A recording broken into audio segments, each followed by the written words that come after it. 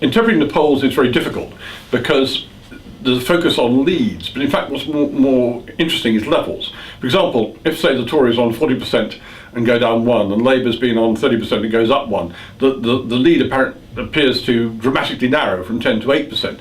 And remember, there's margins of error of plus or minus 2% in most of the polls published. So there's a danger of exaggerating what's going on. What matters is looking at underlying trends over a period rather than what can be slightly deceptive, almost statistical noise in a poll where apparently there's a big change in the lead, but it might just be a minor variation. Nonetheless, given that, there are shifts that the Tories have moved from being above 40 to below 40, Labour's moved from being below 30 to above 30, so the race has tightened. I don't think necessarily that means it's going to be a convergence, but just the race is tighter.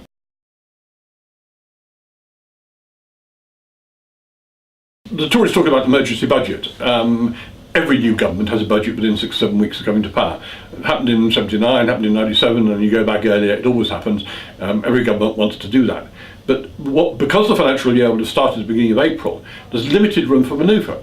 You can't suddenly tear up spending commitments or existing contracts without being terribly disruptive. So all a government can do is a few symbolic things, and to have a bit of a squeeze on public sector pay and so on. I mean, if you go back to 79, the initial actions in the June budget from Geoffrey Howe was equivalent to about 2 to 3% of public spending. What really mattered was the spending review they then did in the summer and early autumn, which produced much bigger cuts lasting over several years. And I think we'll have the same pattern if the Tories win in May, with their June budget signalling a change of direction, but the really big stuff being announced in the autumn and taking effect over several years. That's what they really will do to try and get the deficit down.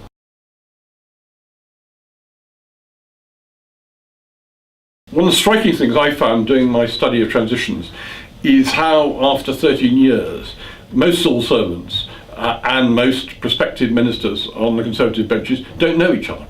The turnover of people means there's a lack of institutional memory and a lack of familiarity with each other. There's a stark contrast to earlier eras in the 70s and 60s when civil servants knew the opposition politicians because they worked with them only a few years before. But now they haven't worked together, that most of the major era, and let alone the Thatcher era ministers, have now retired or gone to the House of Lords, and on the civil service side people have moved on. So you're dealing with people who are unfamiliar with each other, and bridging that gap is very difficult.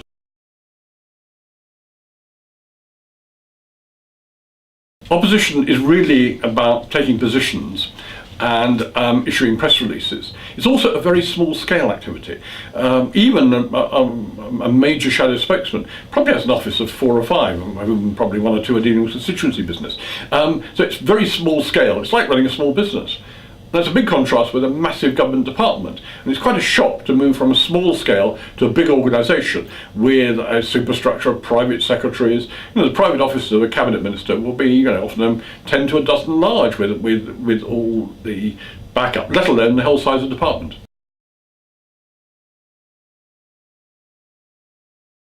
The civil service is quite good at looking at policy. That's its job, and sometimes it overinterprets it.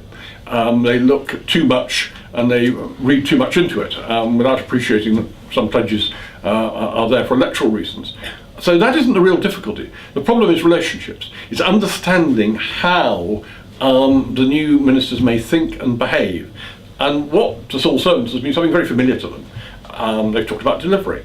They've talked about rollout. May seem very political for an incoming minister. So adjusting to cultural language is very, very difficult, and establishing new relationships. I think that's going to be the biggest challenge of all.